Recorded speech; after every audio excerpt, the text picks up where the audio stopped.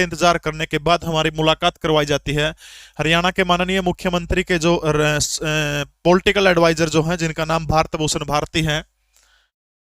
मुझे बड़ा अच्छा लगा क्योंकि भारत भूषण भारती शायद इस पेशे से रहे हैं, लगभग एचएसएससी के चेयरमैन कई सालों तक रहे हैं, तो इस बात को अच्छे से सुनेंगे। तो मेरी मुलाकात उनके साथ में होती है, बड़े आराम से बैठते हैं, चाय पिलाते हैं, लगभग मान के चलिए आधे घंटे तक वो मेरी बात को बड़े ध्यान से, बड़े गौर से सुनने का काम करते हैं। सबसे पहले मैंने उनके सामने पॉइंट रखा कि सर ऐसे ऐसे इस सीईटी को क्वालिफाइंग नेचर बनाया जाए, क्योंकि हरियाणा प्रदेश के 8.5 लाख बच्चे चाहते हैं कि ये क्वालिफाइंग होना चाहिए। तुरंत मना कर दिया कि ये तो कतई नहीं हो सकता।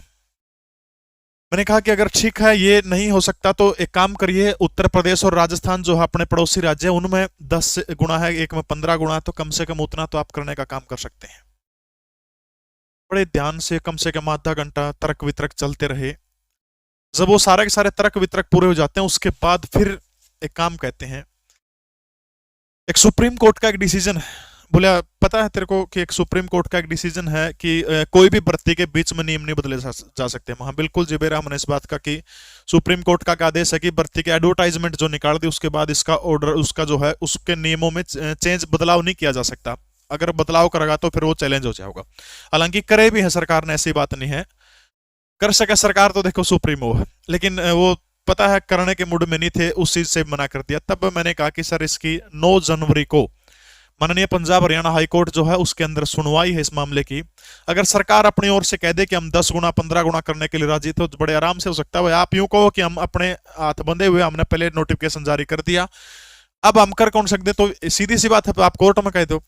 तब देखो वकील है वो पैसे से एक बहुत बड़ा पॉइंट उन्होंने निकाल के दिया कि अगर हमने बोले यूं कह दिया कि इसको 10 गुना कर दो, तो इसका मतलब कोर्ट बिलानू को होगा कि तो फेक था, फिर तो हमने गलती कर रखी, गलत तो बोले इसको हटाओ, बोले फिर हमारा पेपर लिया भी नाश हो जाएगा इसका सारा का सारा। फिर मैं इसका इलाज जी कि मैं कैसे हो सका है।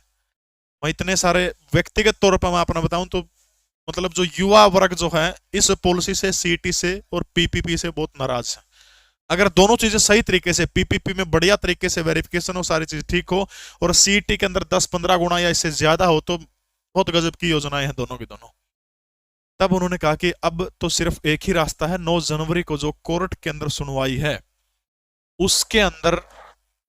अगर कोर्ट हमने यूं कहते कि भाई आप इसको 10 गुना करो, 15 गुना करो, 50 गुना करो, क्वालिफाई करो, तो कोर्ट की बात तो मानने के लिए बाध्य, हर बड़े आराम से कर देंगे, हमने इस बात में कोई दिक्कत नहीं है कोर्ट की बात सुन के। फिर मां जी आप डिफेंड करोगे, आप तो अपने इसने बोला बिल्कुल हम तो जो हमारा जो नोटिफिकेशन है 4 गुना के मामले को सही ठहराने का काम कराएंगे, क्योंकि नहीं अगर सही करे आप तो इसका मतलब फिर क्या हो जाएगा, गिर जाएगा मामला, फिर तो कोर्ट नको कि गलत है सिस्टम। फिर वही बोले सिर्फ और सिर्फ एक इलाज है, 9 जनवरी को बोले एक ही बात कही है, बोले दुआ करो परमात्मा है,